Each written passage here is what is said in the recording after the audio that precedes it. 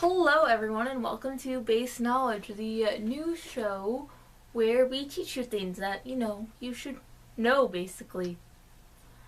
It's a very, very simple name once you think about it. I will be starting off our literature series with Fahrenheit 451. You can expect a new video on this topic every Friday for the next month or two. But let's start off with the plot of Fahrenheit 451 for that one kid that totally read the book, but there's the test tomorrow morning and maybe you forgot a couple things. It's easier to look it up than to, reread the entire book because you totally read the book. This would be a terrible substitution if you had it. The book opens on Guy Montag, a fireman, who burns books instead of putting out fires, and he's totally content with his job. And then Clarice shows up when he's walking home from work one day. Clarice is his new neighbor, a teenage girl who would be what we consider to be normal. She's non-violent, she's kind of friendly, she talks a lot. But okay kid. He walks inside and he goes to bed and he finds his wife, Mildred, OD'd on sleeping medication and almost killed herself. As you do. So he calls the medics and then said they send plumbers who basically just flush out her entire system and give her new fake blood.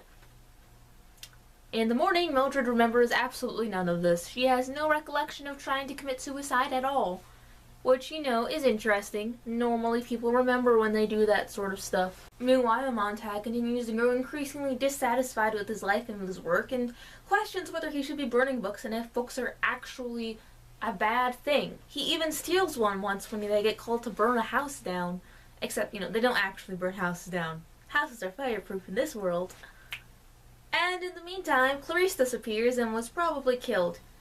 Also, his boss grows very, very suspicious and begins to lecture him on all of the reasons why books are bad. He also explains the origin of their profession as firemen and explains why books are so very dangerous and why they need to be eradicated. After that lecture, Montag just feels more rebellious, goes home and reads a secret stash of books with his wife that he was keeping from her. That's right, everyone. He hid books in his house when his job is to destroy them. And as he's reading them, he decides he needs a teacher and just takes the Bible and decides to memorize some of it on the way to find one. Montag settles for Professor Faber, an old teacher, an ex-professor, who he met in a park one day and who, coincidentally, gave him those books he was hiding in his house. Faber is reluctant but eventually agrees to work with Montag. Faber gives Montag a two-way earpiece and sends him on his merry way, where Montag loses his cool and kind of has an anxiety attack and basically panics on everybody. When Montag gets home from Professor Faber's, he finds his wife hanging out with her friends and he decides to do the most brilliant thing ever by reading them banned poetry. Dangerous. Very dangerous, because that night when he gets to the firehouse, Captain Beatty taunts him. His boss taunts him with contradictory passages from literature that he somehow knows off the top of his head. He just knows these quotes deep down in his heart and in his mind. And the fire alarm goes off. They rush off into the night and they land in Guy Montag's house. Right in front of his house, and he tortures his house on command as he watches his wife flee. Then after torturing his own house, Guy Montag turns around and burns down his boss, as well as a mechanical hound that's sent after him for, burning down his boss. You're not supposed to set people on fire, folks. Now that Montag's a fugitive, he runs to Professor Faber's house, and while he's there, he watches his own chase scene on Faber's television. The men make plans to meet up later in a different place. He runs to the edge of the city and jumps into a river, and another pedestrian is killed in his place. Because, of course, the authorities would want a happy ending to the televised chase of a fugitive.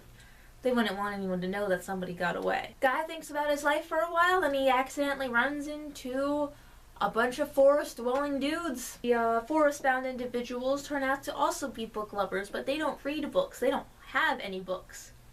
They've memorized them. The most powerful thing to do, after all. They've all memorized different passages. Guy tries to volunteer parts of the Bible that he memorized earlier on the commute from his house to Faber's. He does his best. He's a bit foggy, but it steadily starts to come back to him. Then the city is bombed by a warring country. Everyone he holds dear is dead. Society is dead except for the people in the book world. The people out in the woods that memorize random passages of text. they're all that's left, and they decide to rebuild society. Right at the end of the book, the very last thing is Montag remembers the book of Ecclesiastes, a very memorable passage about when it is time to sow, when it is time to reap, and the tree of life. That pretty much wraps up the entire plot of Fahrenheit 451, and I will see you next week. Don't forget to like and subscribe if you want to stay up to date with our videos, and hopefully as time goes on we will be having more hosts, more shows, and more subjects to help you all learn everything you need to know to get through life, or at least school. Bye!